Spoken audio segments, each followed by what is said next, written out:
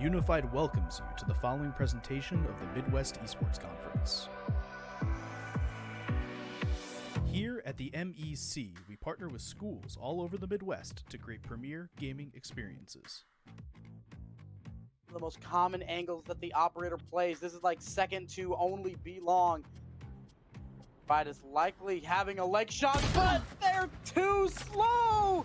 Hariri lands a perfect headshot. Laying in the damage zone and them on out. Going into A4, look at Sage. Laying in the middle, Sage? laying in the damage. Going in, revenge for their honey. No way! Sage Wabe gets the quadra kill. That was Kind of sounds fun, so I'll give it a chance. And then we ended up playing in high school the next 2 years together. We've been playing ever since. So he kind of taught me the game. We've been playing on a team since then, and then now we're in college, so we can't play together anymore. We do love all the players, even the ones we shit talk. We love you all. We love you all. Body So- Pluto looking for the plank. Trickster waiting, maybe looking for the steal. Pluto has his engage. The scatter of the weak comes through. Watch Levi though. Levi hasn't been touched just yet, but the damage is coming through. The melt line gets melted. Jinkwall on a killing spree, and all of Ottawa goes down. Why, those don't go in. It goes off the sidebar. Starting to come out, the flash is popped. The rolling thunder is utilized to perfection. And now it's all on Thiessen, but Thiessen just keeps on going.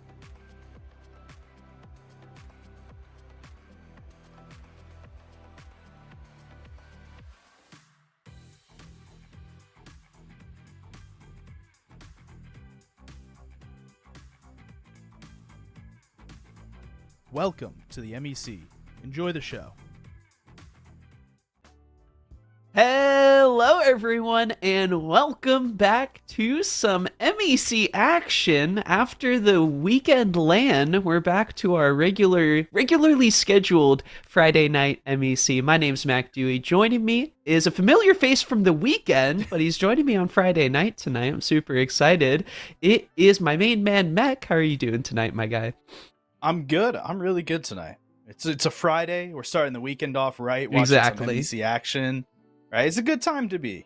Yeah, and for our Friday night matchup, we've got Briar University taking on Cleveland State. Two teams I'm really excited to see go toe-to-toe. All the teams got to play each other over the weekend LAN action, but in terms of the regular season standings, Briar hoping to make up some ground, as well as CSU, both of them sitting in the bottom half. They've got their work cut out for them.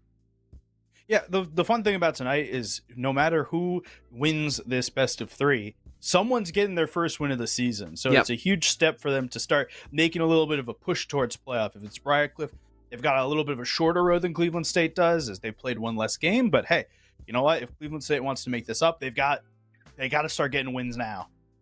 And Briarcliff's one of those teams, I feel like, I'm going to double check this just because I don't have it at the forefront of my mind, but I'm curious what their first few matchups have been. They performed really well at the LAN.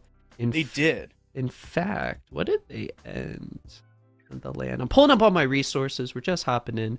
Pulling the stats up. Pulling up all the stats. Want to make sure we're doing these teams by. It was hard. MEC Clash was a blast. I had a huge amount of fun last week. I'm just curious. I forget how. Oh my gosh, the group Hyper's my stage. hero. See, Briarcliff finished 4-3.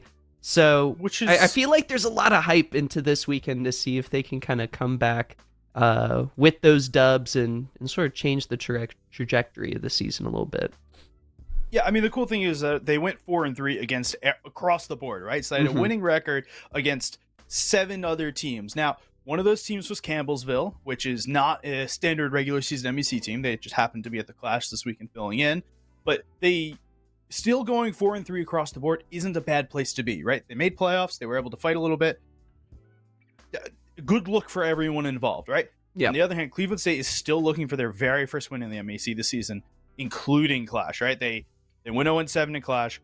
What I'm looking to see from Cleveland State tonight is I'm looking to see something fun and out of nowhere, right? That's what I think that their best The their curveball. best bet again. Yeah, because I think their best bet at getting a win right now is just like do something wacky that no one else is doing, right? Don't do the standard front to back that everyone's doing. the 3-way karma flex. Like, I get it's good, but do something wacky. Play on champions you're really, really comfortable on. Play your one tricks, right? If you're a Rammus one trick, I want to see the Rammus. Like that's what I want to see tonight. I want to see comfort, and I want to see the ability to take it to Briarcliff when Cleveland State is ready to. Yeah. Something I'll be looking forward to. I believe this is our first match that Smolder's been active for. So maybe we'll see some Smolder gaming, maybe sneaking his way into the bot lane. I was playing around with it before. I think it was on the last episode of the pod I opened Smolder, and so I was able to play him, check him out. Really fun. And something that I think would go really toe-to-toe with Varus, which we've seen a lot of popularity on, so I'm curious if we'll see that matchup sort of pop up. The MEC ADCs have been loving themselves some Varus, so I think it could kind of go against it in the early game. Has a lot of range that can kind of play into the long-range Varus stuff. So excited to see, MEC. What do you think? I think everyone's loving Varus right now, right? Like, you could play so many different builds on it. You could play the lethality, play the on-hit build, and then for some reason, if your draft gets really weird and you screw up somewhere, you could play the AP build. It's still decent. It's not like it's the third best build, but all the builds are good on him.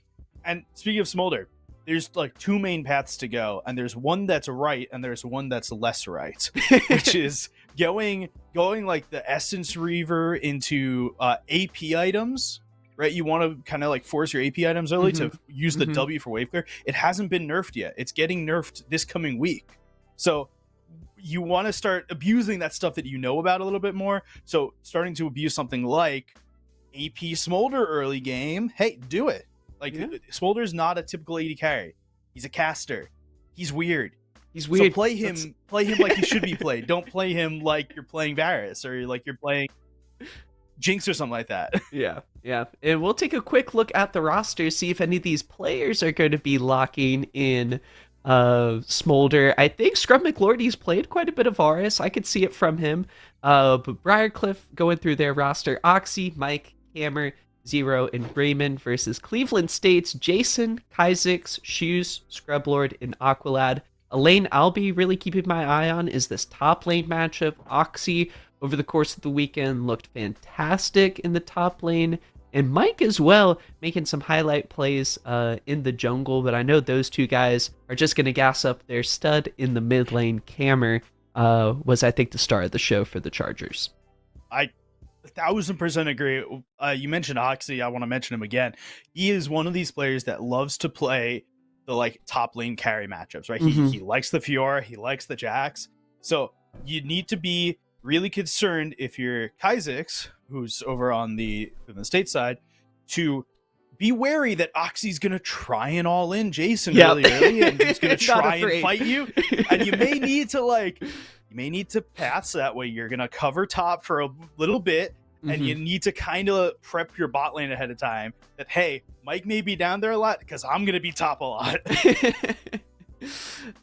Exactly. And Kysix has been kind of interesting to watch. I feel like he's one of the more flexible players on Cleveland State who's been trying to adapt to some of the early struggles they've been facing throughout the start of the season. He's been trying out different pathing, has had some good early game stuff. And I think overall Cleveland State show that they can go toe-to-toe with a lot of the teams in the MEC, and it's really a bit of the struggle. I've seen the team fights not really go their way, some mispositioning around, and not really setting up well for objectives. So I know we're talking a lot about MEC. You mentioned some comfort coming through for them. I'm hoping we see some of that comfort, through the early game. It's kind of tough. Everyone's going to lane, do their thing. And I'm curious if they can really find an identity in the mid game, specifically around maybe Shoes and Jason, because they have had a win in the MEC, just not a series win. They took a game off of the Drury Panthers, and in that game we saw a really strong solo lane performance out of Jason and Shoes. So I'm curious if they'll maybe go back to that sort of style. Yeah, we're about to jump into draft, and the thing I want to preface with draft really quickly ahead of time is that I want to see a strong identity come out from Cleveland State early. I want to see them commit to, hey, we're going to play a dive comp. Hey, we're going to play front to back. Hey, we're going to play skirmish comp. I want you to commit to that and make sure your draft reflects that, because I think that's Yeah. the only way that you're going to be able to like compete to a degree. It's not Yeah. like I think Cleveland State's a considerably worse team, but I think if you make your draft in such a way that it makes it really hard to play, like if you don't have the go buttons, if you don't have a good front to back, it Yeah. becomes really, really hard for you to play the game against a team that does draft well, that does have go buttons, that has that wants to be able to play in this like team oriented way. So we need Cleveland State to like have this really good draft to start. Mm-hmm. For CSU, talking to them at the start of the season, their big star was Scrub McLord, and we've seen that through the banning consistently. Against CSU, I feel like teams are generally just throwing 2 or 3 ADC bans on the board, and just trying to limit his champion pool, the Draven, the Callista, those early games options. Scrub has maybe had 1 game on Callista, and so I wonder if at this point they've started practicing some other compositions in the bot lane, because he's just not getting any of those fun ADCs. Hey, maybe we see the the 1-win Lucian come out. But overall, like those bans are really important. They're both really early game AD carries. Mm-hmm. Draven's really good right now because lethality is still good. It's not as good as it was at the very start of the season. But it's still really good. And Draven can kind of build whatever he wants. So even while lethality is not good, maybe he just goes into IE early or collector or something like crit builds early. So pushing those picks out of the way for Briarcliff means that they may have a considerably better time in the lane. Or the other side, the Nocturne and the Gwen, those are 2 go buttons. Well, the Nocturne is a big go button for Briarcliff, right? It's the like Gwen the biggest red button possible in League for engaging, because you can just zoom in from wherever. Yep. It's awesome. I love it.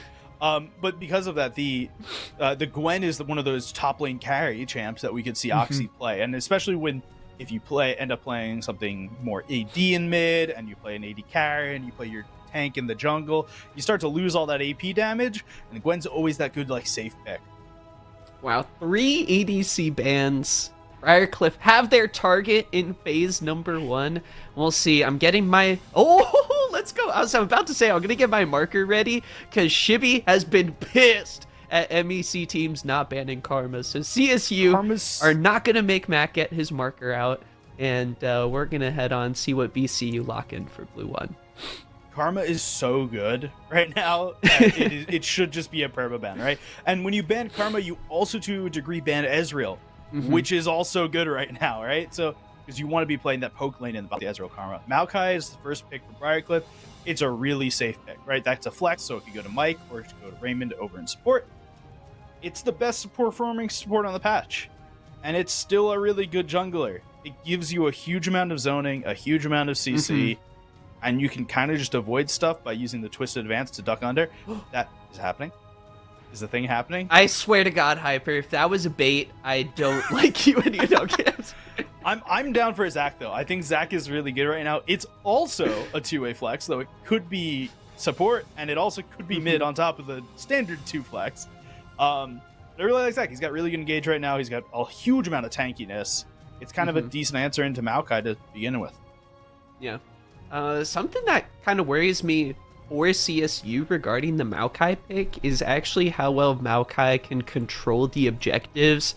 I mean, you got vision control, you got those saplings being just an absolute nuisance, and then you have Maokai's ability to just take over team fights with his ultimate, especially for someone like Jhin, who doesn't have the best mobility. Scrum McLord has to be really, really careful with his positioning, as Wukong, who recently got buffed, has been seeing a little bit of an uptick in play, and the Misfortune locked in for 0. Yeah, so there's still a lot of flexing going on here, right? If you had asked me like a patch or 2 ago, where's that Wukong go? And the answer would have been jungle, jungle, jungle, and jungle, right? But he got buffed in top lane, and I've heard that it's a decently good buff. I don't know if Oxy's gonna play Wukong in the top lane, right? This could easily be a Maokai support and a Wukong jungle, but honestly, Wukong's a really good pick in top lane if it's into the Zac. Yeah, the potential's there. As the second phase of bans go through, Morgana and Silas taken off the board, while Briarcliff bans away the Udyr and the Orianna. Meanwhile, Meg, you were talking about a lot of go buttons. I think That's a go CSU, they've got a few go buttons of Mumu, Alistar, and Zach. CSU, I feel like, has struggled a little bit all season, as we talked about before, grouping in the mid game, getting those fights going. This is a whole team fighting composition that wants to be in your face, wants to go. So CSU would be really interesting if they can make it through the early game. They've got a really fun comp that hopefully can kind of come together where they've been struggling all season long to sort of iron out, hey, let's see if we can get this mid-game team fighting sorted out. This is the comp that Jin and Tristana, if they lock it in, absolutely loves. Yeah, this is great. Because all they want to do is Zach is going to jump on top of you and stun you. Amumu is going to bandage shot stun you. And Alistar is going to dash towards you and knock you up. And all three of them will be unkillable. And so you just have these two AD champions hitting on you the entire time. And the really cool thing about this draft, that's a Wukong top lane, it's an Olaf jungle. I just want to point out over on the Briar side. The really cool thing about this comp is that it looks on the surface that it's an all AD comp. But Zach does a lot of damage, and he's AP. And Amumu does a lot of damage if you bring like a 1 AP item in, which you can really easily do. Riftmaker, really good buy on Amumu as a second item. You can bring a lot of AP damage in quickly with just those two, and they'll just be unkillable on the front line. Yeah. And potentially, based on Camer's build, it's mostly AD from Briarcliff. I know Twisted Fate's going to be dealing that mixed damage. I'm personally really excited to see potentially... I love AD Twisted Fate. I was season 5, season 6 in the jungle, like barely making it work, and now it's like a meta build. I'm like, oh my gosh, I never thought I'd see the day, but here we are. AD Twisted Fate's in a really good spot, and I think CSU utilized the Red 5 counter pick really nicely here, because I think the Tristana matchup is going to be pretty nice going into TF. Yeah, Tristana has a lot of shove early on. Tristana wants to get the explosive bomb onto the minions and shove the wave as quick as possible. And Tristana is one of the best champions in the game at taking towers. It's like Tristana and Trundle. And after that, there's like a huge drop off after Ziggs too. Yeah, Ziggs wants to execute tower. But you put Tristana on the tower and you put the bomb on the tower and you just auto it like you do anyway. And you do so much damage to the tower, right? So Shoes is going to have a really good lane ahead of him for Camer, which is great because Kha'Zix is still going to have to spend a lot of time top lane with the Wukong into the Zac. Well, want to take a moment to welcome our summoners onto the Rift for Week 3 MEC action in the 2024 season. It's our Friday night matchup between Briarcliff University taking on Cleveland State. Both teams, as we previously mentioned, looking for their first series win of the year. Week 3, who's going to make it happen? Let's find out. Exciting comps, been locked in, wards already destroyed. We're off on the Rift. So, I'm happy about Camer's rune choice. Because he chose the Phase Rush, which leads me to believe... it leads me to believe he's probably not going AD Twisted Fate. Unfortunately. He needs to go... I love AD Twisted Fate. He needs to go AP here. I know. Just for the damage base, he needs to go AP here. So if you're playing AD Twisted Fate right now, you're playing Press the Attack. It's it's the best rune for it, right? You're playing Press the Attack, or you could play Fleet Footwork in a couple situations if it's a really pokey lane, but Phase Rush is the move for the AP Twisted Fate. Now, we still may see a lot of the AD items, right? Rapid Fire Cannon is just kind of a staple, and it's not really an AD item, even though it feels like it should be. That'll probably still come out for gold cards, but watch for Lichbane first item. Lichbane and Rod of Ages are the two bread and butter things for Camer's Twisted Fate here.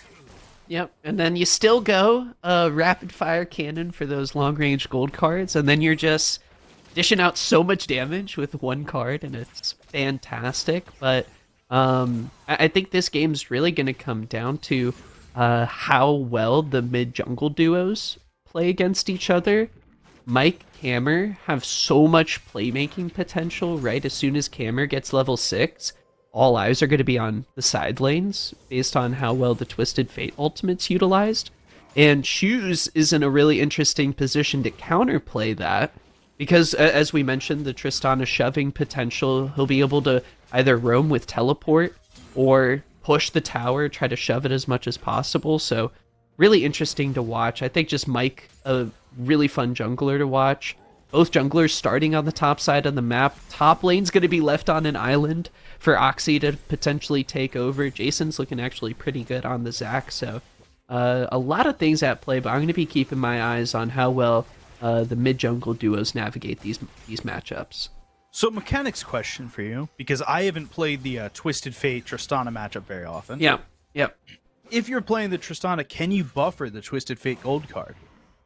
Oh, for sure. I imagine so. I can do no C. Yeah. I'd assume the answer is yes, but that means that the Tristana is even more important into this Twisted Fate than we had previously really talked about. Not just shoving wave, but the fact that, hey, if Twisted Fate starts walking up to you with a gold card, you just W away. Yeah, I'm sure we'll see the interaction coming up shortly, Yeah, especially sure if there's we a won't have to gank wait coming long. through. So me and MEC are we're just gonna be waiting for that moment till we see it happen. Until then, we'll see what happens. Mike's gonna be the first one to head down into the bot lane, clears the ward. I think CSU are gonna catch that one. The top lane is actually really interesting right now to me because Zac has yet to use the passive, which is super important, right? You don't want to give up the Zac passive early, but Zac has so much. Hold on. Choose a W. little bit of a gank here. Okay. Tower shot for a W. I guess it's even. Like it's a lot of nothing for both parties. Yeah.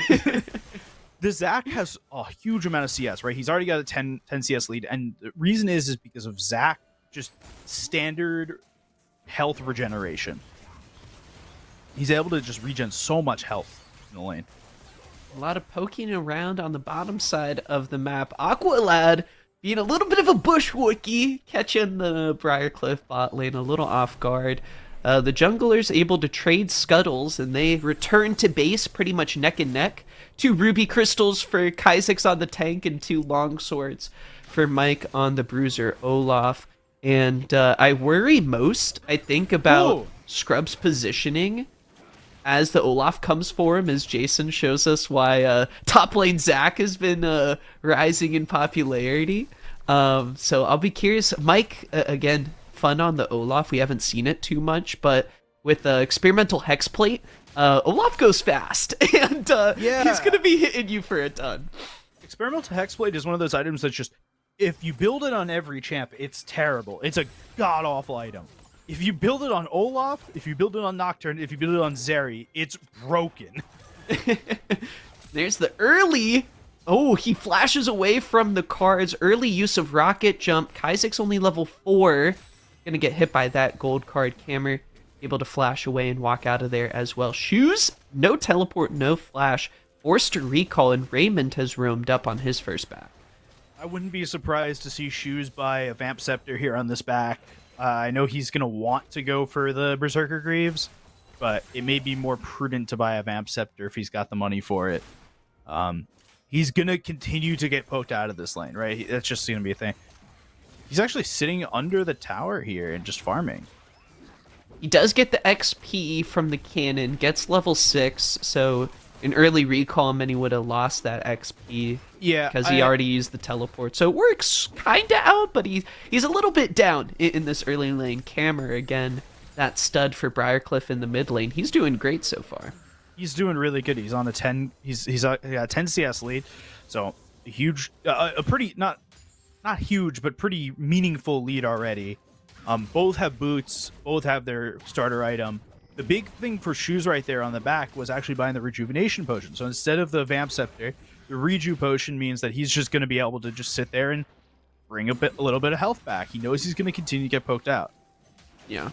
But with this lane going well for Cammer in the early game, might mean he gets out for more opportunities. But hey, Shoes got the Berserker Greaves. I think that's going to help his pushing power out a lot. So might be a bit of a different story in a few minutes here. We'll have to see how Shoes plays it, as Briarcliff setting up a freeze in the bot lane is, I think, Cleveland State's worst nightmare, especially when they're playing up against Twisted Fate. Wave management has to be really key. You don't want to get stuck having to play up that far. I mean, you Ooh, don't wanna Twisted get Fate Ultimate comes out, Mech. Kaizix is going to get gold carded. Here's Mike, level 6. He's level up on the Amumu. He can't be slowed down, can't be knocked away, and he gets first blood. Now Shu's in trouble. Is going to get taken down as well as the Chargers charge in. Immediate level 6 for Camber. Pops the ultimate, and they get a huge pick. Yeah, gold card there was massive to stop Kaizix, and then the second you see someone get stunned by the gold card, if you're in range as an Olaf, you start chucking the axe, right? You want to make sure that they're slow, that they can't move anywhere after they get unstunned. Jason, though, is trying to make something happen in the top lane to get back for this, and he's doing it pretty well. That's Oh my gosh! Jason! Oh my word! Zach's broken. That's crazy. I did not have Jason taking down Oxy for a solo kill on my bingo card, but CSU needed a big play, and their top laner is going to help out, try to build that advantage. We got to start making actual bingo cards for MEC night. I need to be able to show my bingo card after the match to see what I've correctly predicted and not. Oh goodness. I know, right? I feel like I've used that line more than usual. I feel like I didn't use it a lot last year, but I'm in a bingo mood for 2024. I don't know. Bingo is in. As we see Raymond level 6 rooting onto Scrub McLord. The ultimate's going to come out. Bullet time combo going to be interrupted by Aqualad. Scrub McLord also 6. It's time for the curtain call performance. Zero trying to run away. They heal. Fourth bullet ignite from Aqualad. Helps set up the deadly flourish. Scrub McLord, he wanted the kill, Mech. Give him that. That ignite was actually really cool just because it gave vision for Scrub McLord to hit the W. I don't think it was meant to, but the whole bit of the ignite there is to confirm the kill, but it makes really sure that like Scrub McLord is able to confirm the kill. You want the kills on Jhin, you don't want them on the Alistar. Yep. And based just kind of how the bot lane metas turned out, I mean, we saw the bans come through for Scrub McLord trying to target his early game. I feel like that's where he likes to thrive, but the meta has been kind of shifting away from that. A lot of Varus, MF, not a whole lot of like early lane trying to kill you.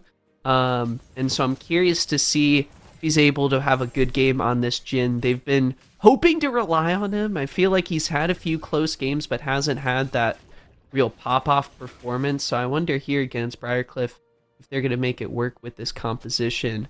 Cleveland State only down about 1.5k gold. Mike with that huge experimental hex plate is going to be gunning it towards the grubs. Actually, Briarcliff already got 3 grubs, so they're going to be looking to close out the 6-pack here with this next objective spawning. So in the mid lane, we saw Camera just hitting that tower while Shoes was sitting under it. Shoes couldn't really do anything. The important thing that I want to point out right now is Camera actually took Resolve secondary tree and took Demolish, which is an interesting adaptation to help prevent against the Tristana just taking the towers really early, right? If you have the Demolish, it means that you have as much push, not as much, but a good chunk of push the same way that Tristana does on your towers, and you can kind of prevent the Tristana or make it a little bit more even. Oh gosh, 3 chargers in the top lane. Camera looking for the gold card. It's gonna connect, and Jason spawns out. I don't think this is gonna be a teleport from Shoes to save his top laner. He goes down, and Briarcliff quick to make a play on that side of the map. And I think that's fine, right? Like, it sucks that your top laner dies, but your top laner was also up 30 CS, and he's doing really well for himself. Oh, more fighting on the bot side of the map. Scrub getting low. The ignite on him. The double tap doesn't connect. Scrub does have the ultimate. He's trying to run away. Aqualad, the ultimate's going to help buy some time. And here comes the curtain call performance. Let Scrub sing. Raymond's so low, but he's able to walk away. Mega Sapling's not going to take down the cow. They're so close. Every fight in this bot lane is so close, and you see Raymond just using everything at every possible opportunity to make sure it goes through. You see Twisted Advance, turn around, use the Maokai ultimate, just hit right back, and Mike is coming for the kills now. Oh, he can't be stopped. CC immune in the drive-by Undertow. Mike's on a killing spree. This is why my eyes were on Mike. He's the walking highlight reel of the MEC 302. 100% kill participation so far. Mike is on a tear right now. Olaf is one of those champions that really loves to get early dragons, and he obviously did this game, but that's okay because he got all the early grubs. Briarcliff's on 6 grubs, so regardless of the dragons, they're going to be even now. It doesn't really matter. They're up 5 kills, and all 5 of those have been either done or assisted by Mike. Mike's on a tear right now, and it's really hard to stop an Olaf once he's gotten going. It's really difficult, right? Once an Olaf gets going, you're screwed because the undertow does a huge amount. The ultimate, the W means you can't die. There's so much going on with that. So it's scary when an Olaf gets really fed. You can watch Mike here. It's really, really scary. Oh, Big Curse of the Sad Mummy coming through. He didn't have Ragnarok. The time for chaos was avoided, MEC. Big shutdown going over to Cleveland State as they grab that kill. And Jason's going to keep the action going. The healing comes through. What is that? Oh, my goodness. Is it time for Executioner's Calling? As he barely survives with that healing pot going. Zach Gaming. Zach Gaming. Zach Gaming. Welcome, Zach, to the MEC as Raven's going to try to interrupt the back. He flashes and gets him. The healing doesn't come through. Raven's support comes through as the dive in the bot lane. CC chain perfectly executed, and I think that's it's worth a prime example of how this Cleveland State composition is supposed to operate. But like it's worth it, right? So Raymond had to use Flash, which he likes and he wants. Oh no, poor scrub. Oh, He's left all alone. Don't pan to the bot lane. Pan away. Nothing going on here. Jin's a new character. Where is his movement abilities, Riot? Not every champion was supposed to have movement abilities. Yeah, I know Jin came out 7 years ago, but he feels like a new champion, okay? He feels newer. I mean, let's be fair. In this game, we have Wukong, Zac, Amumu, Olaf, Twisted Fate. These are all old champions. Throwback. They still got it. Jin's the new kid on the block in this game.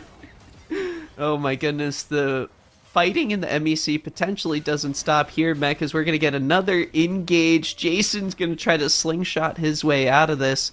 Same with Kaizik's taking the bandage toss, but hey, Briarcliff, they aren't stopping. They want this fight. Kaizik's doesn't have an ultimate. Jason's going to use his. Raymond gets knocked under turret. It is pure chaos in the mid lane as the stun onto Shoes forces his flash. Jason, more CC. Jason. Oh my goodness, the synergy is Jason gets a double kill. The pulverized setup for Aqualad, and these tanks are cooking in the kitchen. Zac is broken, okay? Zac is broken. He just gets away too. I love Zac. I'm a jungle man who learned Zac is a second champion after Rammus. Zac's awesome. I love Zac being broken. And he's gonna have good items for the next game, right? He's not gonna really build AP. He may build one AP item. He may see a Leandries or a Riftmaker come through as a second or a third item. But the first item is gonna be a Bombies item. I'd be willing to bet it's going to be Sunfire, right? And then your second item is going to be Iceborne Gauntlet. You see the Sheen already, ready to rock and roll. He's going to be unkillable so soon. And he's kind of unkillable already. Like, who on this team, Mike may be the sole exception, but who on this team has enough to kill a Zac? Oxy has opted for a Blade of the Rune King just in hopes of taking him down, and it might just work as he's dishing out the damage now. Top lane fight going close. Aqualad gets caught in the mid lane.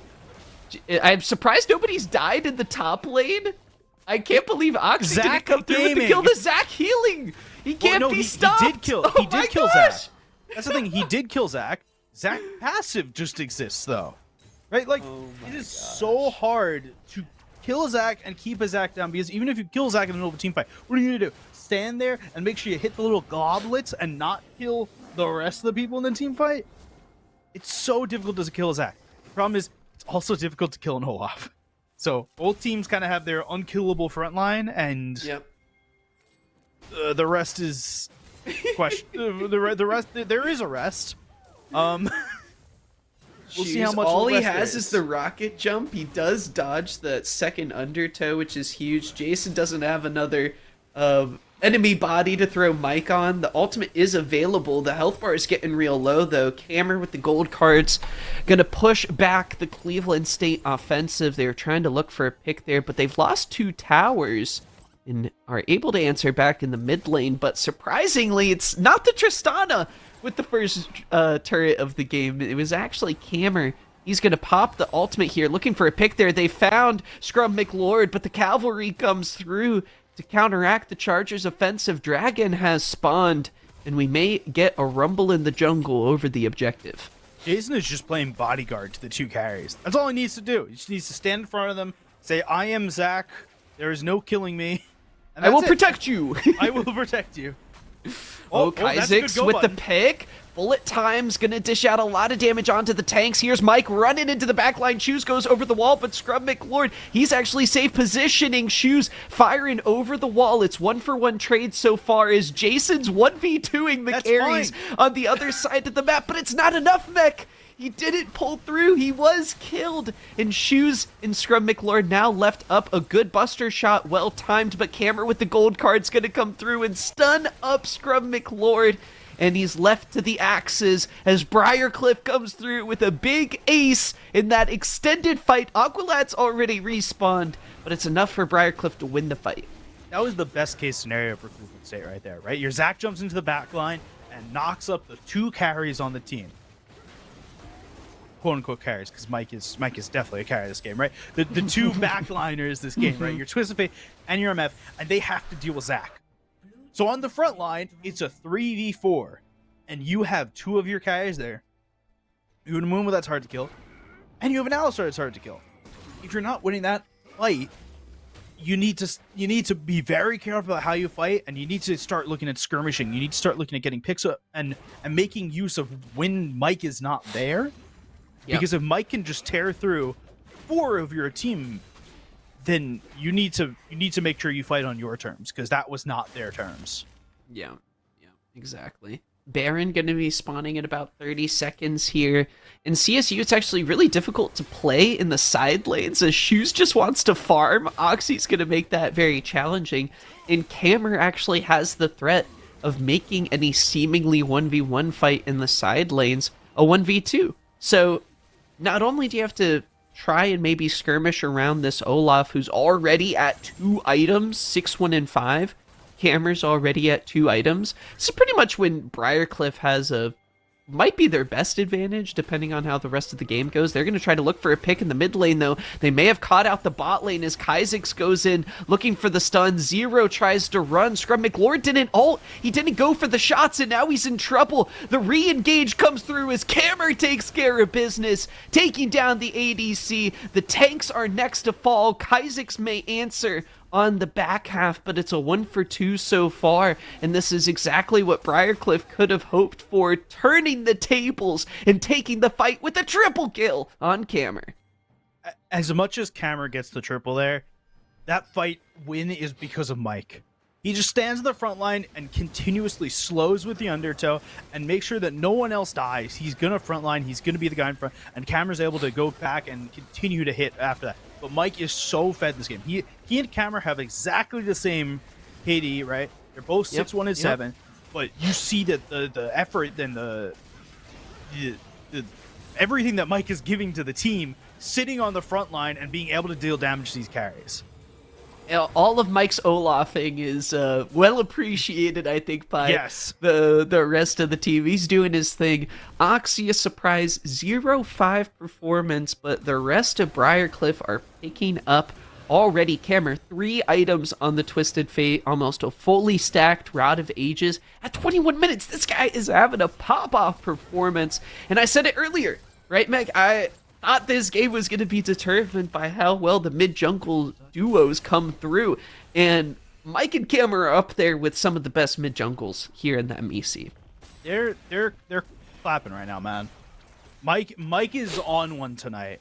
All I can hope right now, as a fan of jungles, is that we see Mike Lee Sin next game.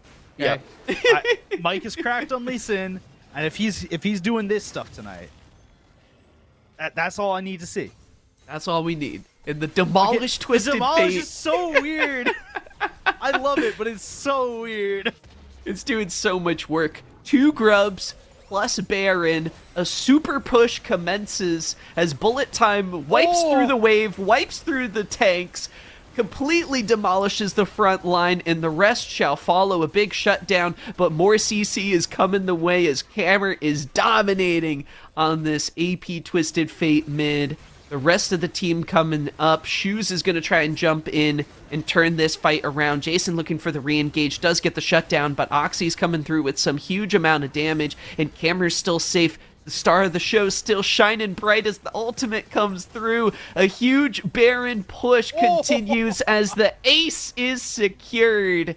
And this might just be the game. Kaizix is going to respawn. Scrub McLord shortly follows, but oh my gosh, MEC, these turrets are falling so darn quickly. They're looking for the end of the game here. Curtain Call comes through, but it misses where Cammer's positioned, and that's going to be it. Briarcliff take game 1.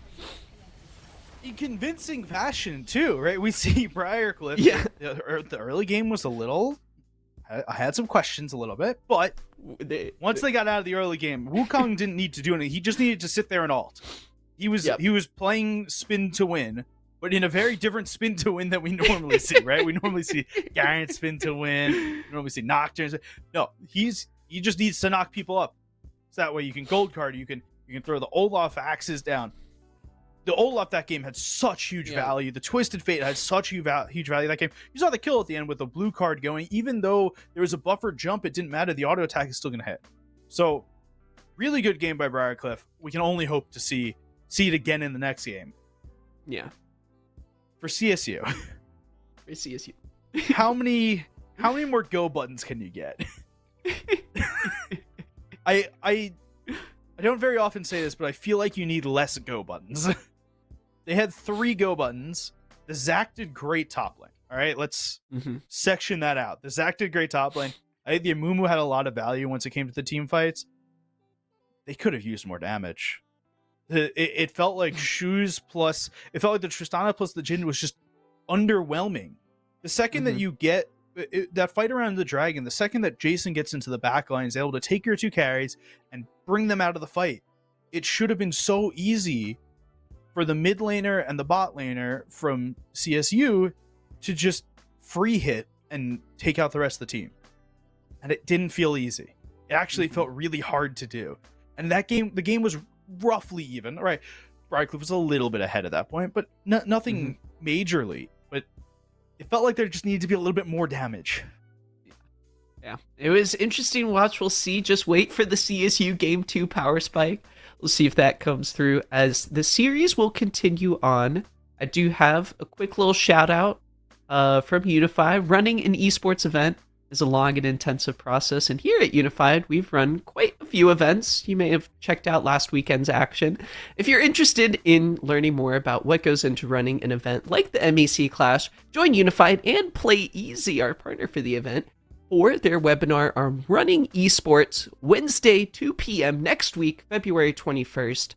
Type !webinar in the chat and follow the link to register ahead, and we hope to see you there. That's going to do it for our Game 1 coverage, but it's a best of 3 series. We're out of our best of 1s. We're back in regular season MEC action. Game number 2's coming your way super shortly. Don't click out of that browser. We'll be right back after the break.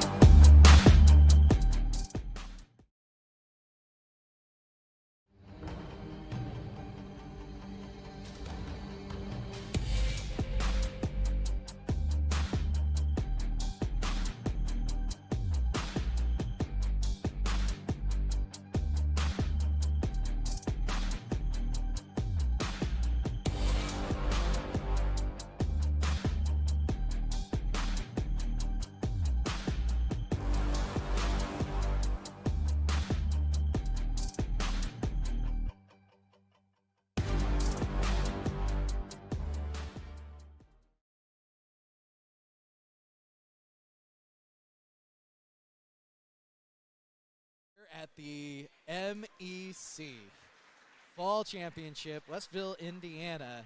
It's Kendo Slice. Alongside, it is Konichi. Yep. Konichi Warner. Yeah. And the question of the day is, what does esports mean to you? It means everything to me for the most part. I mean, like, my whole, like, I played baseball for 10 years. Okay. And I gave up baseball to do esports. And I banked, I had no career at the time. I just started Valorant, like, my first PC game ever. And basically, some coach told me, like, you hit a certain rank, you can get a scholarship. So I spent the next 2 months. I went from silver to immortal. Wow. I banked on myself, and I fully rode, and now I'm here. So. Konichi, wow, that's what I'm talking Yeah. about. Bet on yourself. Yep. And Always. I identify with that. Always. That's all I'm going to say. Always that's bet on that's yourself. like, that is essentially any career. Yeah. You want to bet on yourself, and the payoff is pretty grand. And in this case, scholarship. There Yeah. you go. And education. I love that. So, something that you might have learned over the last 3 months. It could be something that you learned through league play. It could be something that maybe you learned in the classroom. Like, Yeah. what is the opportunity that scholarship brought you? So there's two things. Let me go trace my steps a little bit. Back the year before this, I was at Missouri Baptist for Okay. esports. I dropped out because of mental health, and then I came back this year to Briar. Okay. For me, two things I've learned really important are every situation can be treated differently. Like, just because you deal with someone one way doesn't mean the next time you deal with them is completely different. You have to take everything on a deal by deal basis and treat everything like try to understand everything. Yeah. And the second thing that I learned through that is learning to love everything that you do. No matter like, learn to love the things that, like, if you hate, say you hate going to work every day. Yeah. Learn something you like about work and obsess over that thing. So then you start getting up every day and having a reason to like the things that you're liking. Like, I don't like practice sometimes. I don't like having to, deal with, people or, for 3-4 hours a day. But I learn the things that I like about that and try to think about those while I'm doing it rather than just the situation itself. I truly appreciate the perspective you were able to bring us there to that answer. Really good answer. LAN environment. It's a little bit different from playing at home. Maybe there's some anxiety going into it. Just the read that I get off of your person. How do you feel about LAN? How have you enjoyed the LAN here? So, I love LAN. I've been to multiple LANs outside of collegiate. I've went to some VCS LANs, championships. It's like Sunday, Saturday, Saturdays. I've went around. I've traveled for them. I mean, I traveled for baseball too. It's the same thing. I love the LAN environment. I get some sort of anxiety while I'm doing it, but it's like a good anxiety. It's like I don't know, like, if you don't have an emotion going into a match, I feel like it's not good. Like, you need that, like, emotion in order to play well and boost yourself. And sometimes you can crumble under it, but I think I've learned to control it. I think the biggest thing for me is, like, LAN environment. I get my full, like, aspect. Like, as a person, like, I am a hype up guy. Like, I yell during matches. I kind of, like, say stuff to other teams, and like, I can explore that fully at LAN. I can be myself, and like, the same thing I learned during baseball is, like, I can be myself, and my energy is another part of my game that like, people don't really respect. Like, as a person, like, I bring so much more. Hello, everyone, and welcome back to our continuing coverage of the MEC 2024 regular season, our Friday night matchup, Briar versus Cleveland State. A close start to game number 1, but Briar started to pop off in the mid-game. Mike and Cameron, specifically, the mid-jungle duo for the Chargers, having themselves a performance as we get a little recap of the draft here. It's still Mac and MEC with you on this lovely Friday night. MEC, what'd you think of game number 1? Well, I think this is the most important bit I thought about this game. You told me after that the game was 23 minutes long, and I went, no way, that was a 30-minute game. No, it was a 23-minute game. Yeah. That ended on the first Baron power play. Great. Yeah. So, I have some questions about the draft. So to start, right, I love the draft from Cleveland State. in theory. But you and I were talking during the break with our producer, and our producer brought up a really good point. There was a lot of go buttons. Shout out Piper. There's a lot of go buttons on Cleveland State, but there was absolutely no peel other than a Tristana ultimate. Mm-hmm. That was it. That's the whole peel right there, right? And so Olaf wants to go in and cannot get hit back by a Tristana, a buster shot. So what are you supposed to do? What's your run? How are you getting out? This team isn't very good at running, though, right? Jin is historically a very slow AD carry. Yeah, except on Earth, where yeah, but it ain't Earth. Yeah, Jin is not fast in Summoner's Rift. Jin does not move very quickly. Jin famously likes to be slow. Well, he wants to be quick, but he is slow, right? So because of all of that, it's really hard for them to walk away from a fight. The second Olaf gets in and hits the Jin with one undertow, the Olaf is starting to feast, right? And the Jin is screwed. Yeah. And the Tristana just did not have enough power to be able to single-handedly carry fights. Mm-hmm. There needs to be more power on the CSU side. More power! There needs to be more damage. It either needs to come through top lane or through jungle, right? If you come through jungle, we can see a lot of cool carry picks. You can see like a Graves or something like that and bring the EP damage to the mid lane. You can see a Brand and be able to just leave the AD damage in mid lane. Mm-hmm. Or you could go top. Jason had a really good game. Zach? He played the tank into the Wukong. He had a really good game on the Zach. Mm-hmm. Does Jason throw a bruiser down? Do we see a little Trundle split push? Right? Like, do we see an interesting, more carry-oriented pick come out top lane? I think one of the two needs to happen. I personally, I prefer it in the jungle a little bit more because I'm scared of when you decide to throw down against Oxy. Oxy's really good at throwing down on those bruisers. He'll pick a Fiora into you and absolutely screw your lane. So I'd like to see it in the jungle.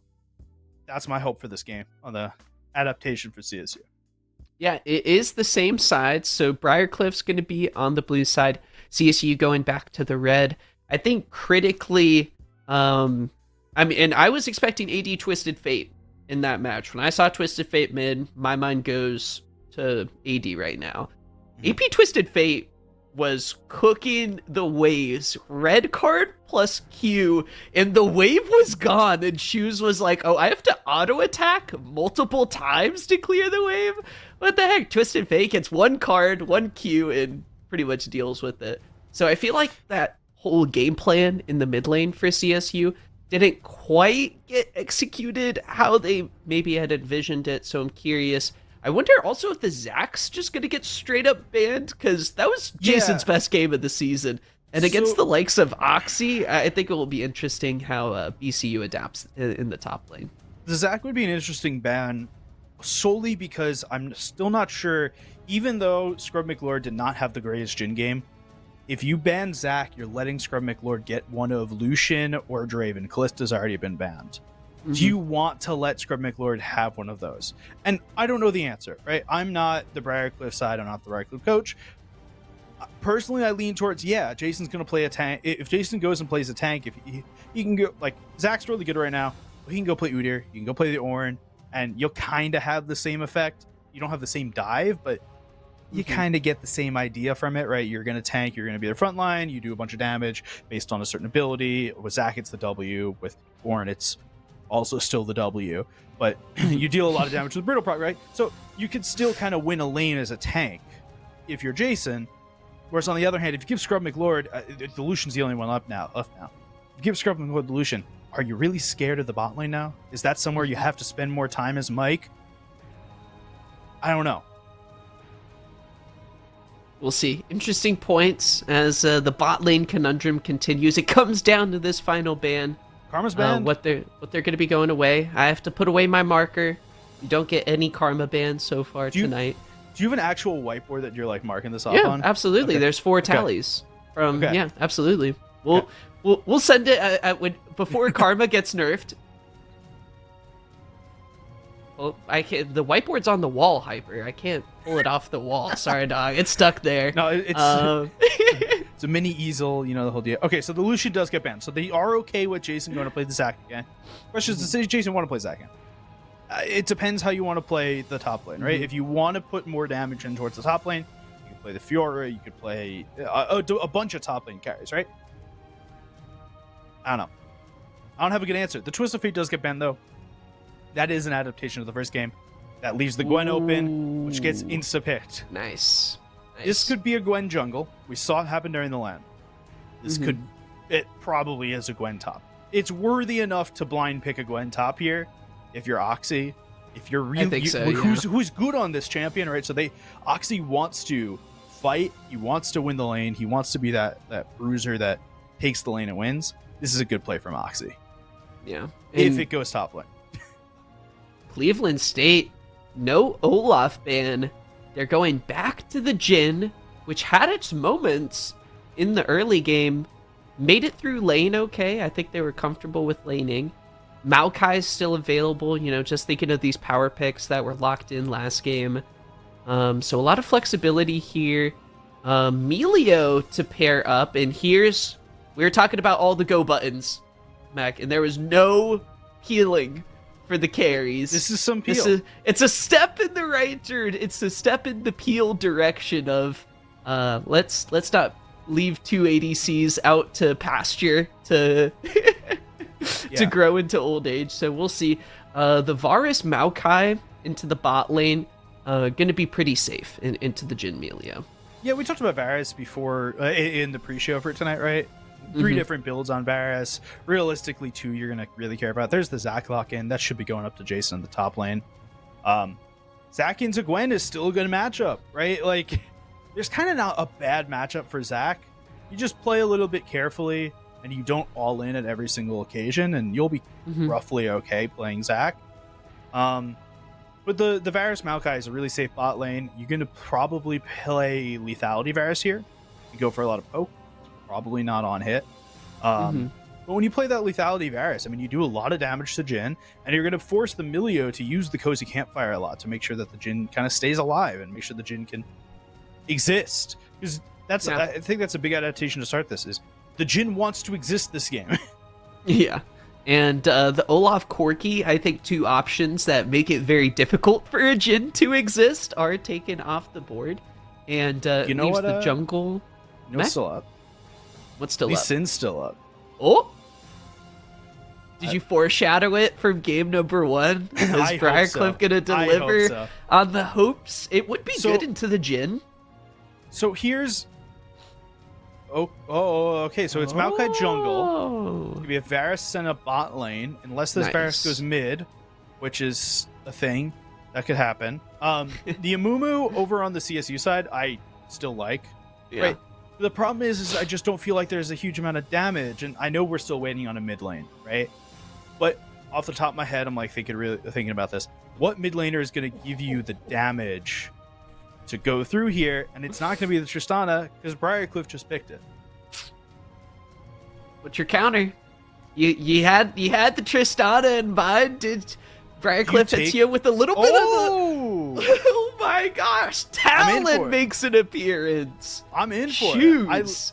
I like Talon. Lethality's good right now. Talon versus 380 carries. I mean, he's just going to try and jump on top of all of them. I like this. And, okay, it's Maokai top. It is Gwen in the jungle. So it's going to be tank versus tank in the top lane, and you're going to watch for Gwen to try and come into a lane. So the Gwen clear is really quick. The problem with Gwen jungle is her ganks are a little lackluster. You don't have, like, a really great engage. Like, if you're playing Zac or Amumu in the jungle, for example. Yeah, if you're playing Zac or Amumu in the jungle, for example, Bandage Toss and Elastic Slingshot gets you into the lane. Some of the best. Yeah, really great. On the other side, Gwen, not as good. But it gives them a really consistent source of AP damage on a team that wants to deal damage quickly, right? Your only frontline is Maokai. That's it. Everyone else is a damage dealer. Over on the CSU side, you're still playing front to back. I think the Talon helps the Zac out a little bit, though. Talon will go into the backline the same as Zac will go into the backline, and maybe the Zac will not have to bear the brunt of doing all the damage. Another matchup, I think, between these 2 squads that is potentially going to be heavily dictated by the mid-jungle duo. And I wonder if Kha'Zix is going to give Shoes some of the attention he potentially deserves, especially in the early game. Camber's gonna have the advantage, at least through the first couple levels, and if he gets free reign, free control, there's a reason the BCU squad hold him in such high regard, is he took over last game, and he potentially has the potential to take over this. But Shoes is on a crazy MEC, you wanted fun from the get-go. You wanted crazy picks. This is, I believe, the first Talon game all year long. I would be surprised so really if I would be really surprised if this wasn't the first Talon game. I want to talk one more thing with Mike. I've been told that it is confirmed the first Talon game, but like, why would it not be the first Talon game? Who's playing Talon right now? It's apparently Shoes is. Gwen is just AP Olaf. Mm-hmm. Okay. And Does get not exactly the same. It's not exactly the same. But Gwen's just AP Olaf. So Mike hasn't lost anything other than 80 damage. We'll see how they perform for game number 2 on the Rift. Briarcliff up 1-0 over Cleveland State. It's a best-of-3 series. The Chargers hoping for their first series win of the 2024 season. Started off 0-2. They've been going against ONU in Purdue Northwest, so as a flash is burned, 0 forced to use that summoner spell early on. In Briarcliff, they're going to get some vision on the top side of the map. You know what? I'm not mad, right? Like Jason's trying to be a little bit more proactive early. The problem is, what happens when Jason walks up here? Zach is Jason or Shoes. Oh, they're bringing 3 here. 3v3 time. Are we gonna see Briarcliff with the surprise initial damage, but CC comes out from Jason. Shoes has to run for the hills as the wave begins. Kaizix is forced out as well, and MEC, this is worst case scenario for Cleveland State. Nightmare start. I think worst case scenario would be all 3 members dying, but we're not far off of that, right? You've got 2 members that have to back. I guess Kaizix doesn't, but he's gonna have a not fun time in this jungle being this low. Yep. And Shoes, meanwhile, forced to use both refillable potions. I guess that buy works out. Doesn't lose too much gold value there. He's back up a little bit. But again, it's going to limit, I worry, Cammer's strong start is about to pop off. So one thing that Cleveland State did really well there is they understood their limits, and they did not flash. They still have all their summoner spells, which if you were watching that, right, you expect Shoes, Jason, and Kaizix to just insta flash away. Yeah. They don't. Shoes probably should back right now though, because he's getting poked out a lot to start this. Should Shoes have flashed? Maybe. Probably. And he doesn't have teleport, which is tough as well. So we'll see how that works out. Ooh. Oxy versus Jason. A little bit closer this time around. Oxy's like, you know what? These tanks are really good. You know what? He's going to go to the dark side as well. We'll see if Jason can kind of turn things around. As Hyper, I always enjoy your special fun fact blurbs there on the side of the screen. Shoes getting really low, though. He might blow up there. He is on a sliver of HP, MEC. It's furthering the fun fact point, right? Like, Tristana into Talon is really bad for Talon. Because Talon wants to jump on you, and Tristana is just going to jump away. Oh, gank in the bot lane. AP Olaf, Mike ghosting in on the Gwen as Aqualad. No headbutt here. Flash root flashed away. Zero trying to get in range. But the bot lane uses a lot of summoner spells. Ghost from Scrub, both from Aqualad to escape. Raymond had to use the flash there to try and get something going. And heal? And I think the heal was a little bit earlier, but either way, they gave up a lot for that, right? Obviously, everyone gave up the flash and the ghost, but oh my gosh, this is so much damage. Cammer, Rocket jumping all over the place. First blood off the reset. In BCU, their stud in the mid lane picks up right where he left off. No longer is his name Shoes, it's just Feet now. Just Feet. Oh, and Raymond's doing all he can to prevent backs here. This is great. Mike is right there to cover too, just to make sure they really can't back, because Jin has no health, no mana, no nothing. He really wants to back. He really feels the need to. But they're not going to let him. Mike is taking advantage of the opportunity with the position as bot lanes, and he's just going to invade and get a bunch of camps. Something huge about the Zac this game as compared to last game. Zac got a lot of grasp of the Undying stacks last game. Whenever the Wukong used the clone dash away, you could still hit the clone and get your grasp stack. Broken? There's no grasp stack to get from Maokai in the same way.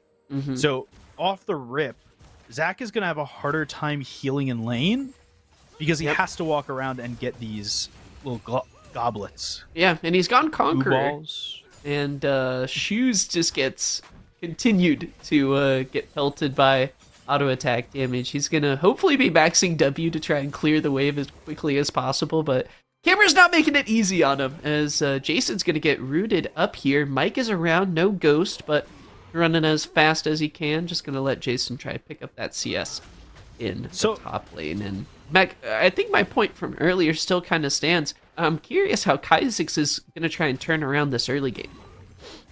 He's got to go and gank really hard one of these lanes and try and force one of these lanes to get ahead. Now, he's down on CS as opposed to... Oh, no. Mike. 3 levels down. Yeah, a little rough. He's down CS as opposed to Mike. Mike's got the 2 grubs to start this match off. It's not terrible in a position, right? Even if your Mumu is down just shy of 200 people.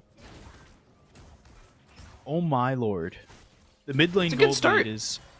It's a 30 CS lead in the mid lane for this Tristana. Even W maxing is hard. Mech, Cameron has more gold to spend than Shoes has had all game. Excellent. It's brutal. It's a brutal start. And this one I was worried about, right? Yeah. Kha'Zix is got to visit mid lane maybe one more time. He's trying to make a play work in this bot lane. We'll see if he pulls that one off. As Jason is just bullying Oxy this series on the Zac. I don't know what Cleveland State put in the goo, but he's having a grand old time on the champ. His Shoes, not yet level 6, gets killed with the Buster Shot combo with the explosive charge as Kha'Zix gets something going on the bottom side of the map. Nobody can teleport up to save Jason, and he's going to get taken down. Oxy with the solo kill on the top side of the map. Yeah, the diving under the tower was a bold move there, but I don't think it was ending up to be the right call. The Zac against the Maokai is a very different matchup than Zac against the Wukong. Zac's just going to chunk out Wukong. Maokai has so much more health and so much more ability to get health. Right, the Bramble Smash heals you based on targets hit, if I remember correctly. So there's a lot more healing in the lane with Maokai's just existence. The tier on Maokai means he's going Fimbulwinter. I don't expect this to be a Seraph's Embrace. Unless. But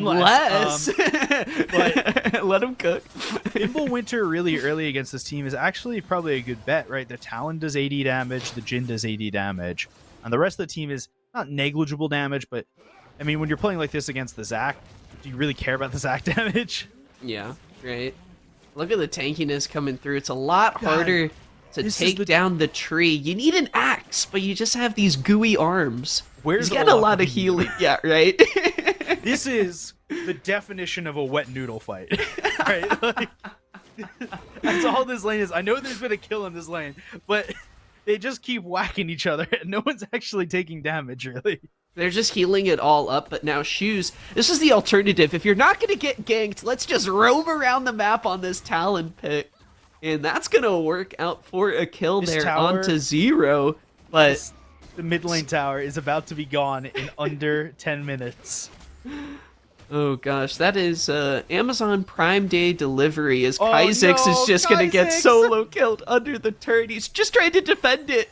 And now Shoes comes. He does have his ultimate available. Ultimate there used by Cammer. One auto attack after another. Shoes, he was trying to get in range. Cammer's dashing around all over, and Cammer is on a rampage in the mid lane. It's all gone wrong. It's all gone wrong for Cleveland State. The Talon was supposed to be the comfort pick. It was supposed to be that last second pick that was really good. It's not turning into that. It was supposed to be the counter pick in the Tristana, and it's not countering anything right now. Oh my gosh, Jason, the mini-me, trying to get as many healing blobs as possible, but Oxy, a second solo kill, returns the favor from game number 1. Says, alright, I'll try and play your game. Mike, meanwhile, 76 to 38, quite literally double CS in the jungle difference.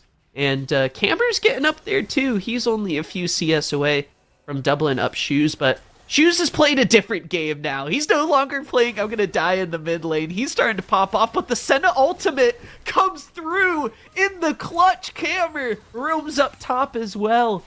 And he has teleport available. He can move around the map as he seems fit. And Briarcliff continue to work beautifully together. Hammer's about to get 8 plates right now. Now he's shared 3 of them, but does it really matter? he can probably take this whole tower by himself, and you see Oxy leaving so that way Hammer can get all of the gold. This is brutal start right now for Cleveland State's mid laner, and it's brutal because now this Tristana is going to be nigh unkillable. 9 plates, like 8 of them solo, or 7 of them solo. A lot, too many of them solo.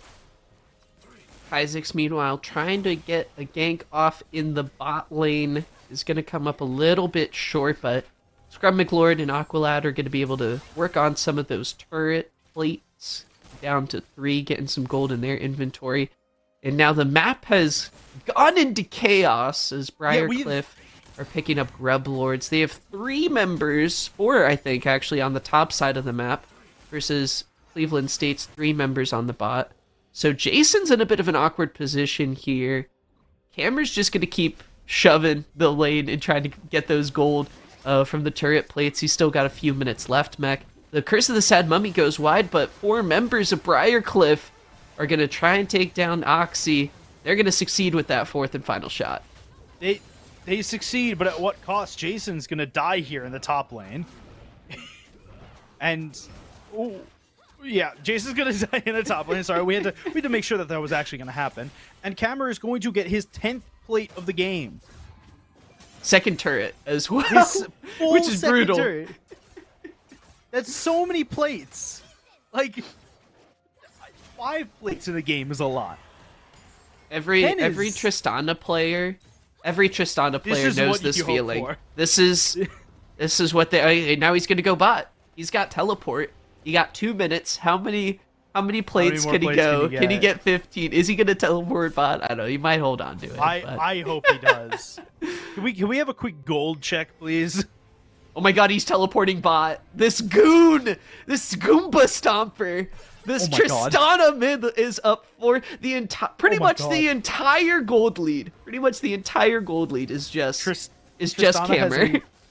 4,500 gold lead over the other mid laner, which is exactly the gold lead.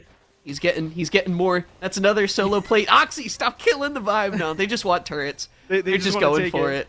Oh, that's my another goodness. Stacking them up. Are there 2 demolish procs? Oh my gosh, the Zac passive is procced. They're going underneath the turret with Mike. And Camera, what are you doing? Hit the tower! You gotta focus! Oh, Camera has done work. He's earned his paycheck. 15 plates for Camera. 15 plates. It's a all-you-can-eat buffet. That is too many plates. That is so many plates. Oh, this is brutal, man. Let's see, he's gonna keep going for more turrets. They've got 6 grubs. Shoes, Buster shot. He has to back. You can't come up. Walk away. You can't do anything with your shoes right now. What is your counterplay to this? On any champion, actually. Let's forget about talent. What is any champion's counterplay to this Tristana right now? Mike goes in with the ultimate, bot lane grouping up, root after root. Take on to Kaizix as Rift Herald spawns. Briarcliff, you could say, drew this one up perfectly, as they're going to look to extend the fight in the top side of the map. Oxy's ultimate goes a little wide, the bot lane for Cleveland State, able to walk away, and MEC It's looking like another objective for Briarcliff's on the menu. Another objective. The objective bounties just came up, and we're at 14 minutes in the game. They came up instantly.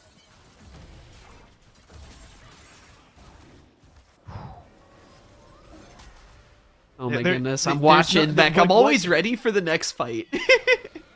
It's right here. And it's I just would not be Cammer s- 1v2. I was just saying, He's I would jumping not be in. surprised if Cameron 1v2's here. He's just jumping in. With the Oh Senna my- ultimate, he goes godlike.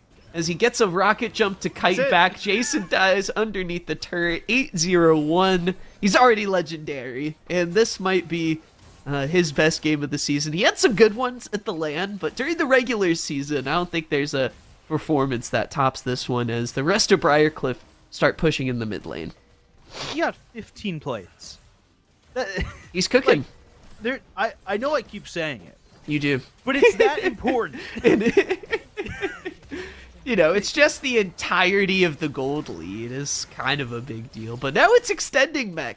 Now we're at almost 8,000 gold. Oh, Kaizik's looking for the engage. Got to hold that fought as Cleveland State. They're trying as best they can to defend the base.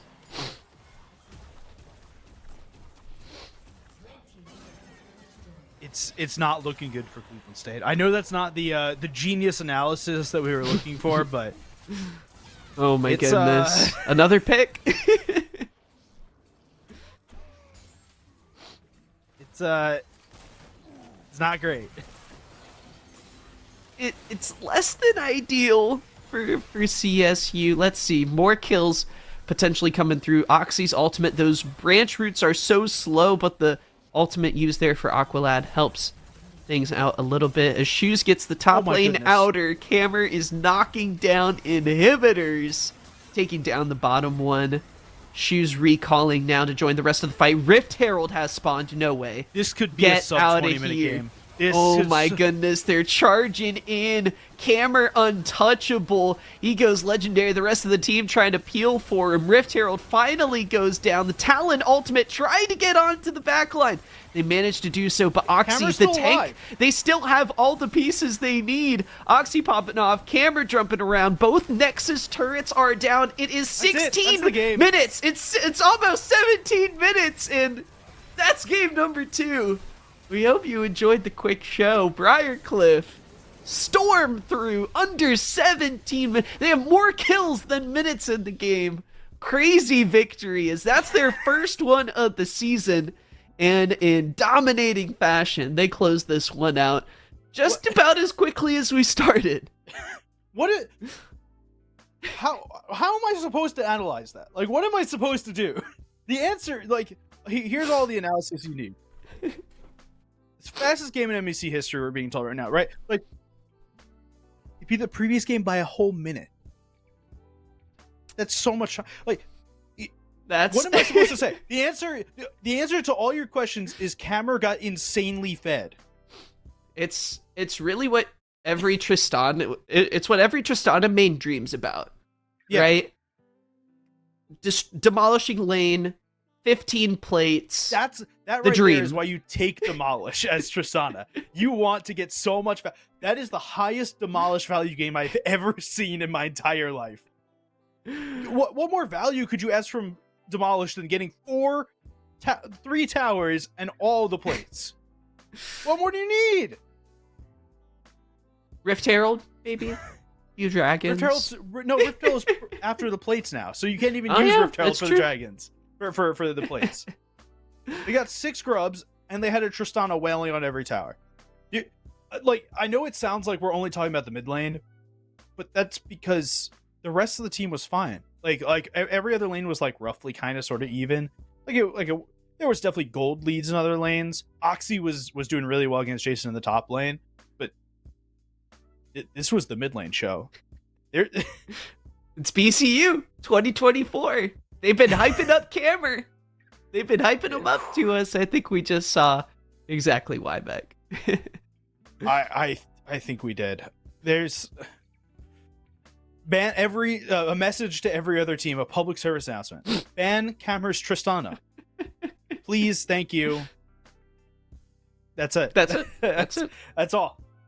Like, PCAs from the MEC casting crew. Only you can prevent forest fires, and don't let Cameron get Tristana. only you could prevent tower plates. All right, we're gonna have an interview in a second, but before we do, esports events are more than just a place to compete. It's a social experience. You get to meet friends and rivals, bond and grow with your peers, and create memories that define someone's esports experience and capture the passion of esports in its true sense. Gamers and experiences are just one aspect that's covered in Unified's newest offering, Mastering the Arena People Power Esports, which you can read by using the command !People Power in chat. We're going to take a quick break. We're going to come back with an interview from somebody from BCU, and we'll be back in a couple minutes.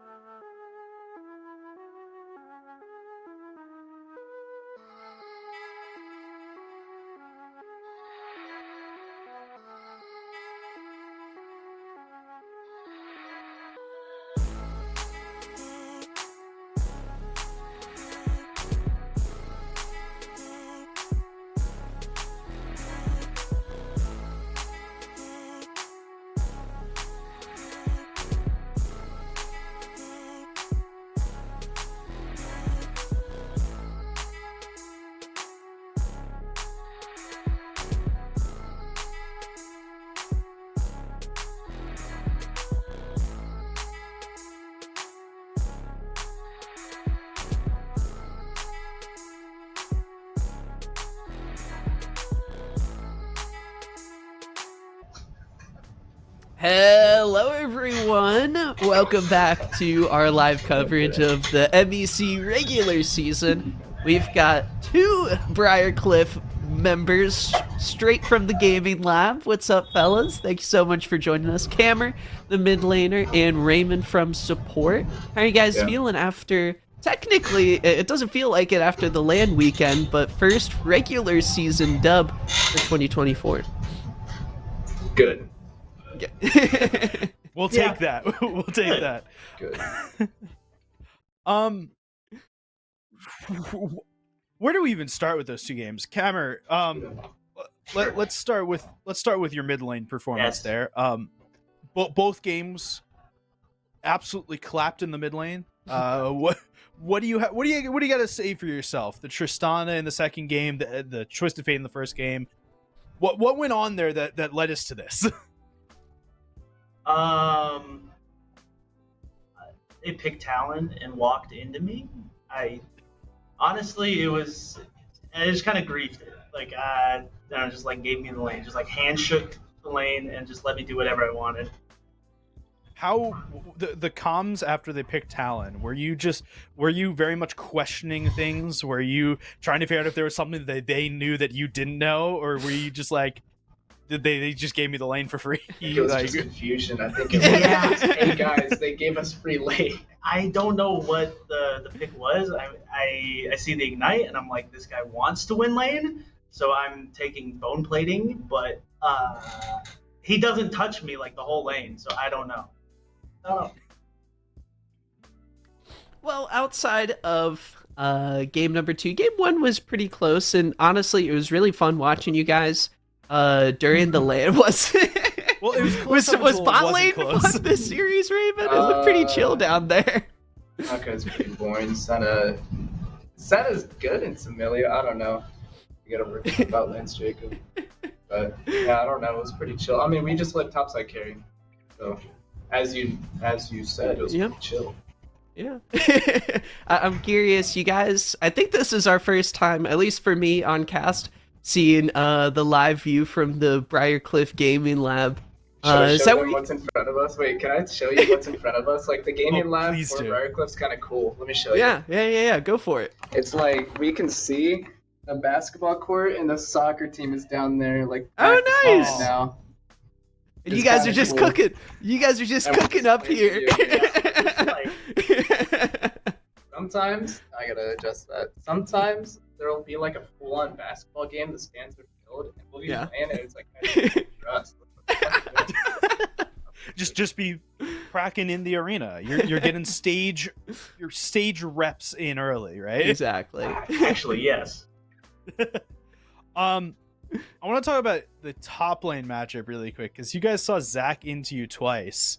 Zach seemed broken to start off the first game. Like the solo kills on Oxy, I think he went 0-5 and 3 in the lane to start. 6. It was brutal. Okay, sorry. 06. Okay, 06. Okay. And then the second game, it seemed to get better once there was a tank picked into it. What do you guys think about Zach right now in how the meta is, and if Zach like really screwed up your plans? The two of us while we were watching draft, we were like, okay, when's the Zach ban coming? When's the Zach ban coming? And there was no Zach ban. So what's your guys' take on Zach right now? You want to take it? Yeah, sure. I mean, we were just okay with it because we have like picked into it. It was kind of, we'll give Oxy some credit. All right, it's a really bad matchup. We were like, we need to pick Olaf here, and he just like ate it like a champ. Died solo anyways. Told him not to. Specifically told him not to, and he disobeyed orders. Yes, but that's okay. That's okay. You won the game, so it's okay. Good job, Oxy. He's over there looking all sad. Nah, you did good game 2. Game 2 came through. Put him back on tank duty, back where he belongs, not letting him pick any of those carries for No more Fiora. That's true. That's for true. Never touching it. Oh, That's a bad mistake. One more question from me. I'm curious, is there anything you guys are looking forward to with the rest of the season? We're getting close to about halfway through. How do you guys feel about the first half and anything you're looking forward to in the second half? You guys didn't see it on stream, but we played ONU at LAN. Mm-hmm. We were down 15k gold, and one team fight, we won it, and we won the game. So It just feels like we're one team fight away from beating any team. We just got to fix that 15 gold lead that happened in the in-between game. You got to fix that in between, and we're one team fight away from being like, a good team in the second half. That's how I feel. I don't know about you, Cam. Yeah, any team just be scared if you're not above 15K gold ahead of us by that point. You're never winning, ever. You have to be above 50. You have to. We're coming. 15.1 instant loss. But 15. Like it ends right there. Nexus explodes. The good thing about MEC is that there's a lot of good competition. I think like the top 4 teams of Grandview, Ottawa, ONU, and Purdue Northwest, obviously, like they're all, I think all 4 of them deserve to be in top 32 at nationals, but we only get like 1 or 2 from MEC. But all 4 of the top teams, they're just like 1 team fight away from being the top. That's how I feel. So I mean, MEC is cool with the competition. Every game's fun. Yeah. I agree. Well, Right. Mac, do you have any questions? I'll let you go. Yeah. Anything you guys want to shout out to the people watching in Twitch chat and at home or in the arena in front of you? I want to shout out, because Valentine's was on Wednesday, I want to shout out my beautiful girlfriend Angelica. I know she's watching. I love you so much. Thank you for supporting me. Thank you. And then obviously I want to shout out my boys, Dalton, Justin, Tyler. They all support me. They're my best friends back at home. Cam, what about you? Shout out to everybody still watching me. Shout out to all my teammates here. We're going to keep putting Oxy on tanks. Shout out to my 15 death and silver kilo top laner. We are exposing him like alive right now. He was okay. Yeah, let's actually expose him live. My top laner was duo queuing with 0. I'm not part of this. I'm not. Okay, hold on. I'll grab it. Guys. Okay. Ray, give us the My top lowdown. laner was duo queuing with 0. It's like a gold account, gold 1, almost plat. He's getting silver there. account. He's getting there. He's on a silver account. Okay, they're duo queuing, and I'm like, okay, guys, like get him to plat, hurry up, whatever. And then I look at the OP.GG, my top laner, who's duo queuing with him, has 15 deaths in a silver elo game. How does that happen? I'm in my accounting class looking at this on my laptop. I'm like, The numbers don't add up. You're in accounting. Silver. In silver. Wait, he's playing Trundle?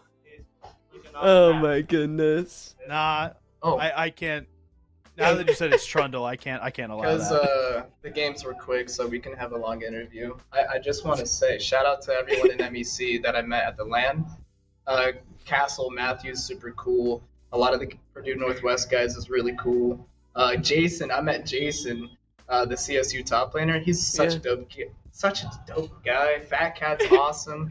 Everyone in MEC they're all pretty chill. Glexco's an awesome guy, cuz I love him.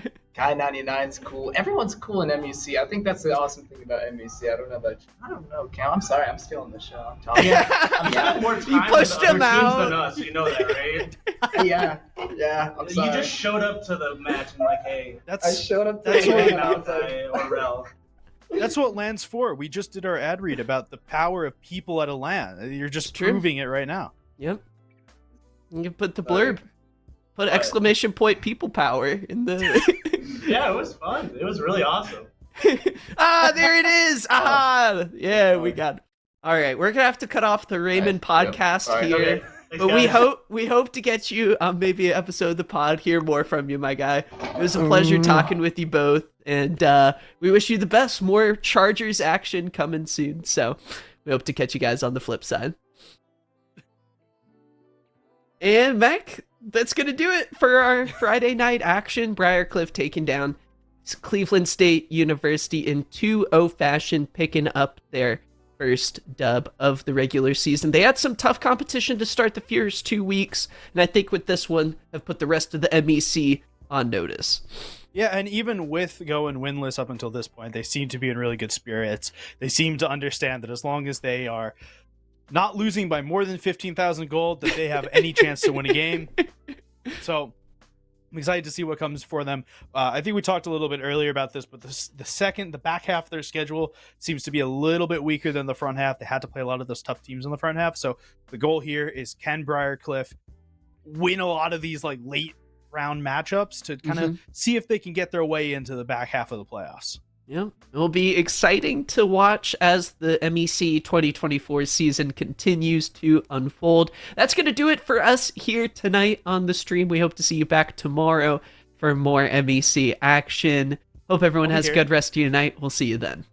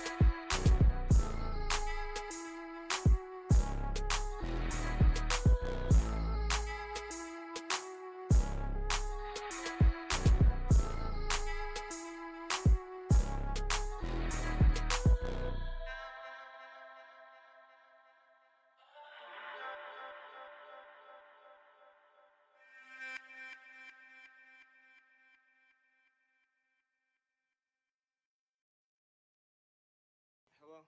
Who the fuck you go to the show with last night? I didn't go to the show last night. You ain't got to